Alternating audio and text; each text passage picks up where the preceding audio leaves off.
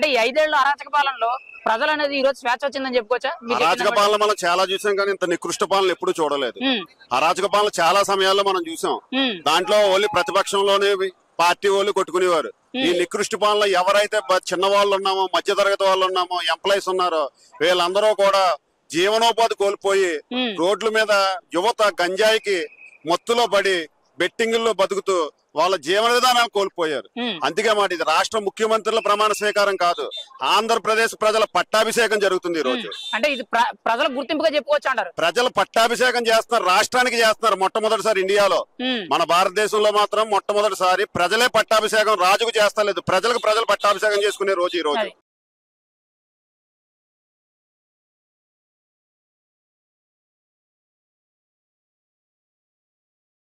ఒక్క ఛాన్స్ అని చెప్పి తీసుకొని ఈ రోజు రాష్ట్ర భవిష్యత్తుని ఏ స్థాయిలో ఉంచారని చెప్పుకోవచ్చు అంటారు. ఒక్క ఛాన్స్ అడిగినందుకు ఒకటి పోతే 0 ఉంటది కాబట్టి 0 కన్నా తక్కువ మైనస్ లోకి వెళ్ళిపోయి ఇవాళ. ఒక్క ఛాన్స్ తీసుకున్నాడు. ఒకటిస్తాం, మనం చిన్నపిల్లలు ఒక చాక్లెట్ ఇస్తాం, రెండోది ఇస్తాం, కానీ ఇతను ఒక చాక్లెట్ పూర్తిగా తినలేక మింగుడు పడలేదు మాట. ఆ మింగుడు పడకుండా కిందకు పోయాడు. నాన్నగారి పరిపాలన చూశారు, నా పరిపాలన అంతకు మించి ఉంటది అని అన్నాడు. ఎంతవరకు బెటర్ గా డెవలప్ చేశారు? రాజశేఖర రెడ్డి గారు సంక్షేమ పథకాలు ఇచ్చారు, ఆరోగ్యశ్రీ లాంటి అద్భుతమైన పథకం ఇచ్చారు. కానీ అటువంటి ఆరోగ్యశ్రీని కూడా ఇతను చివరి రోజుల్లోకి వచ్చేదాడికి పని చేయకుండా చేశాడు. తండ్రి పరిపాలన చూడమన్నాడు, తండ్రి పరిపాలన పాటు చేసిన నాయకుడు ఇతను. అంటే ఆయన పేరు పోయిందంటారు. ఈ రోజు పేరుందా? ఉంటే ఎంత సునామీ ఎక్కడ ఉంటది? అతను సొంత జిల్లా కడపలోనే క్లీన్ స్వీప్ అయిపోయింది కదా, పేరు ఎక్కడే పోయింది. ఒకప్పుడు 175కి 151 గెలిస్తే క్లీన్ స్వీప్ అన్నారు. ఈ రోజు 175కి 164 వచ్చినట్టే దీన్ని ఏమనాలి? గుండు 0 అనాలి, గుండు 0 అనాలి. ఈ గుండు 0కి ఇంకా అర్థం ఏముండదు. వైసీపీ పార్టీ అతి త్వరలోనే కథ ముగుస్తుంది. ఎందుకు ఇంత దారుణంగా ఓడిపోయిందంటే మేజర్ రీజన్ ఏదో చెప్తారు మీరు? ఏదైతే బడుగు బలహీన వర్గాల వారు ఉన్నారో వాళ్ళకి సంక్షేమం అనే పేరు చెప్పి మధ్య తరగతి ప్రజల జీవనోపాధిని కొట్టారు. ఈ మధ్య తరగతి ప్రజలు ఎప్పుడు జీవనోపాధి కోసం బతుకుతుంటారు. ఎక్కడ 100 రూపాయలు సంపాదిస్తే ఇంకో 100 రూపాయలు మనం దాచుకోవాలి. ఈ అప్పు కూడా చేసుకునే స్థితిలో లేదు ఈ రోజు. సంక్షేమం అనే పేరుతో మాత్రం మధ్య తరగతి ప్రజలందరూ జీవనోపాధి కోల్పోయారు. దాని వల్ల మాత్రం ఈ ప్రభుత్వం అట్టడుగు స్థాయికి పోయింది. అంటే ఈ 5 ఏళ్లలో మధ్య తరగతి మనుషులు ఎక్కువగా బాగా ఇబ్బందులు ఫేస్ చేశారని చెప్పుకోవచ్చా? 200% బాగా చెప్పొచ్చు. వారితో పాటు అధికారులు, ప్రతి అధికారి తన పని తాను చేసుకోవాలి. కానీ వాలంటరీ అని సమాంతర వ్యవస్థ ఒకటి తెచ్చి అటు అధికారులకి పని లేకుండా ఇటు వీళ్ళలో పని లేకుండా ప్రభుత్వం నిర్వీర్యం అయిపోయింది. చదువుకున్న యువత అంతా, డిగ్రీ చదివిన యువత 5,000 రూపాయలకి ఏ స్థితిలో లేక అందులో ఒక బ్లైండ్ అవర్ కింద అయిపోయారు. ఈ వాలంటరీ ఉద్యోగం మానేసి ఇంకో ఉద్యోగం వెళ్ళాలంటే నోటిఫికేషన్ లేవు. చివరికి ఏం చేస్తారో ఆ వాలంటరీ ఉద్యోగం పట్టుకుని జీవనోపాధి కోల్పోయిన యువకుల్లో ఎక్కువ మధ్య తరగతి యువకులే. ఇప్పుడు మీరు సామాన్య మనిషిగా మిమ్మల్ని నేను అడుగుతున్నాను, అభివృద్ధి కావాలా సంక్షేమం కావాలంటే మీరు దేనికి సపోర్ట్ చేస్తారు? రాష్ట్రానికి రెండు కళ్ళు అంటాయండి. అభివృద్ధి ఉండాలి, సంక్షేమం ఉండాలి. ఎందుకంటే పారిశ్రామిక వాళ్ళు అభివృద్ధి చెందాలంటే అభివృద్ధి కావాలి, బడుగు బలహీన వర్గాల అభివృద్ధి సంక్షేమం కావాలి. నీకు సంక్షేమం ఎలా వస్తది? అభివృద్ధి ఉంటేనే సంక్షేమం వస్తది. మన దగ్గర డబ్బులు ఉంటేనే అప్పు కట్టగలం. ఓన్లు అప్పే చేస్తుంటే ఏమవుతాయి? ఆత్మహత్యలు పెరుగుతాయి. మరి సంక్షేమ పథకాలు 99% పూర్తి చేశానన్నారు కదా, మరి ఇదంతా ఎలా జరిగిందంటారు? అందుకే ఈ సంక్షేమం అనేది ఏముందో, మీకు పైన కొండను తవ్వేశారు, నిధులు ఖజానా ఖాళీ చేశారు, మనకు పన్నులు వేసారు, మళ్ళీ అదే ప్రజల దగ్గర నుంచి దోచిపెట్టారు. ఆ దోచిపెట్టిందంతా ఏమైంది? ఆఖరికి చెత్త పన్ను రూపంలో కూడా ప్రజల దగ్గర నుంచి లాగి పెట్టారు. 100 రూపాయలు ఇవ్వడం, 90 రూపాయలు తీసుకురావడం, ఇంకేముంది? అందుకే ప్రజలకి తీర్పిచ్చారు.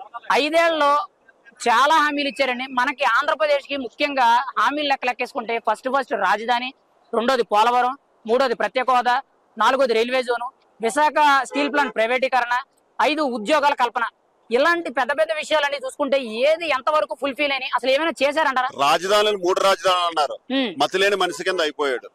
నెక్స్ట్ మీరు పోలవరం చెప్పారు. కేంద్ర ప్రభుత్వం సహకారం తీసుకోవడంలో జగన్మోహన్ రెడ్డి గారు పూర్తిగా విఫలమయ్యారు. నెక్స్ట్ మీరు ఏదో అంటున్నారు, ఏంటి మూడోది? ప్రత్యేక హోదా. మెడలు వంచక్కలేదు, నోటితో అడిగినా లేదా 25 మందిలో మనకి 23 మంది ఎంపీలను ఎక్కినందుకు పార్లమెంట్ లో కూడా ఒక్క రోజు కూడా అడగలేదు. నిన్న ఎలక్షన్ నోటిఫికేషన్ పడి ముందు మాత్రం అడిగారు. అందుకే ప్రతిదీ ఆయన చేతులోనే చేసుకున్నారు. రాష్ట్ర ప్రజలు 2019లో పట్టాభిషేకం అతనికి చేస్తే ఆ పట్టాభిషేకాన్ని ఈవేళ అదే ప్రజల చేత దగ్గరుండి ఈ వైఎస్ జగన్మోహన్ రెడ్డి గారు రాష్ట్ర ప్రజలకు పట్టాభిషేకం చేశారు. ఎక్కడన్నా ప్రపంచంలో రాజుకి ప్రజలు పట్టాభిషేకం చేస్తారు, కానీ ఇక్కడ రాజే ప్రజలకు పట్టాభిషేకం చేసే స్థాయికి దిగజారిపోయారు.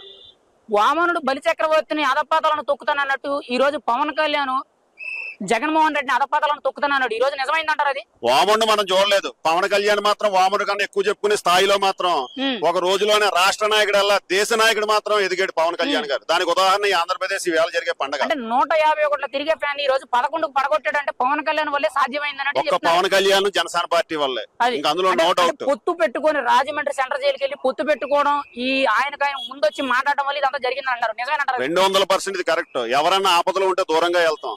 కానీ చంద్రబాబు నాయుడు గారిని జగన్మోహన్ రెడ్డి నికృష్ట చర్యలతో అరెస్ట్ చేసిన వెంటనే హుటాహుటిన వాళ్ళ పార్టీ సభ్యుల కన్నా ముందు వచ్చి రాజమండ్రి సెంట్రల్ జైలుకి వచ్చి మద్దతు తెలిపి ఇక్కడ నేను ఆ రోజు అమావాస్య, మన హిందూ సాంప్రదాయాలు అమావాస్య అంటే భయపడతాం, తమిళనాడు వాళ్ళు భయపడతారు. కానీ ఆ సంస్కృతి రెండో ఒకటే, చేసేది మంచి పని అన్నప్పుడు మంచి చెడ్డలు చూడక్కర్లొద్దని అమావాస్య రోజునే చంద్రబాబు నాయుడు గారికి మద్దతు ఇచ్చి ఈ రోజు ఎన్డీఏ కూటమిని భారతీయ జనతా పార్టీ తెలుగుదేశం పార్టీకి ఇష్టం లేదండి, అయినా సరే దగ్గరుండి పొత్తు పెట్టి ఈ జగన్మోహన్ రెడ్డి మెడలోంచి ఎలక్షన్ చేయగలిగారంటే అదొక జనసేన పార్టీ పవన్ కళ్యాణ్ గారి వల్ల జరిగింది. అందులో ఎటువంటి సందేహం లేదు. 10 ఏళ్లు పవన్ కళ్యాణ్ కి వార్డు మెంబర్ లేదు, పంచాయతీ ప్రెసిడెంట్ లేదు, ఏ పదవి లేదు. కానీ ఎంతో మందితో మాట్లాడాడు. ఈ రోజు రాష్ట్ర రాజకీయాల కాలకెండేసి తొక్కుతూ ఇండియాలోనే టాప్ పొలిటీషియన్ లిస్ట్ లో ఫస్ట్ 1 వచ్చాడంటండి మొన్న సర్వే చేస్తే. ఎందుకు అంత దారుణంగా పవన్ కళ్యాణ్ రాజకీయం అనేది ఇలా తిరగరాశాడు? అంతే. ఒక రాజ్యం ఏలుతున్నప్పుడు ప్రజలు సుభిక్షంగా ఉంటే పర్వాలేదు, కానీ మన రాజ్యంలో ఏలిన రాజు పరిస్థితి ఏంట్రా అంటే ఆ ఏలి సామంత రాజులు ఎక్కడ ఉన్నారో కూడా తెలియకపోయింది. ఈ సామంత రాజులందరినీ అడిగేవాడు. ఈ సామంత రాజుల్ని ప్రజానాయకుడైన పవన్ కళ్యాణ్ మీద వదిలేడు ఈయన.